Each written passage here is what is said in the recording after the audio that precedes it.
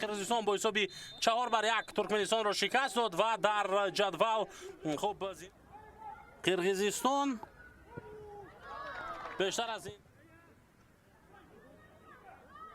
جای منتخب ازبکستان ضربه جانبی دروازه یعقوب ضربه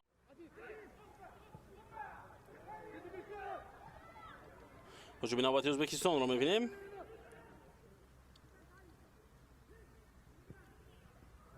ضربه سال دیگر سرعت افزایی سیاوش نظرف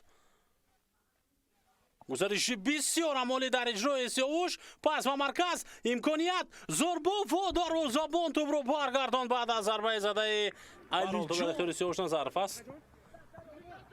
علیموف گزارشی او توپ را در اختیار خود نگه می‌دارد. علیموف نفر دیوم را می‌گذارد. علیموف و از دروازه‌بان گذاشتن نتوانست.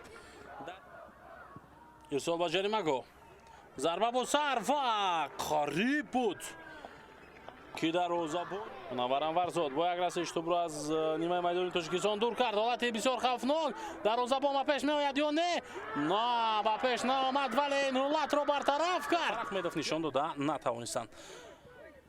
ضربه از مسافه دور جانب دروازه تاجیکستان یعقوبوف منتخب قرقیزستان بود.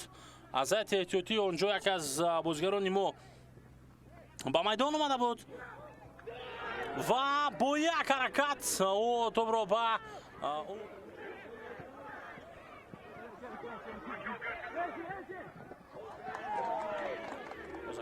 هجوم نوبتی منتخب ازبکستان بعد اجازه ضربه زنی ندهند بازیگران ما و در حال اینجا توپ از میدان زده بیرون کرده شد و یک امکانیت دیگر برای دسته میزبان. یک حمله دیگر در اجرای بازیگران منتخب تاجیکستان. ارسال از کنار به داخل جریمه گو و فرصت ضربه زنی داده نشد. توپ در میدان باقی ماند. بله امکانیت و جایش با اصول قایچی رجب زاد پس او به کنار فردوسی علیموف ضربه زمینی در اجرای او ارسال او به داخل جریمه گاه امکانیت هست ضربه و توپ از پهلوی دروازه گذشت.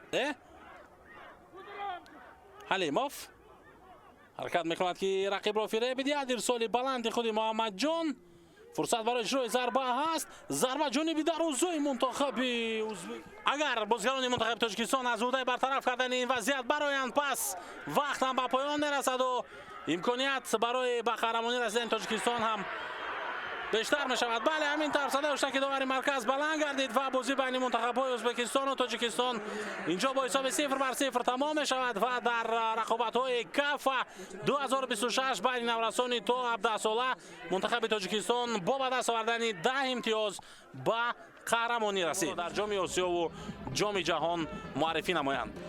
خب اینجا ما گزارش مستقیم خیش را به انجام میرسانیم. من این امیدین احمدزاد بودم شورای این رقابت و اگر مراسم جایزه سپاری باشد پس یک جا با هم بازی دامش را خواهیم دید.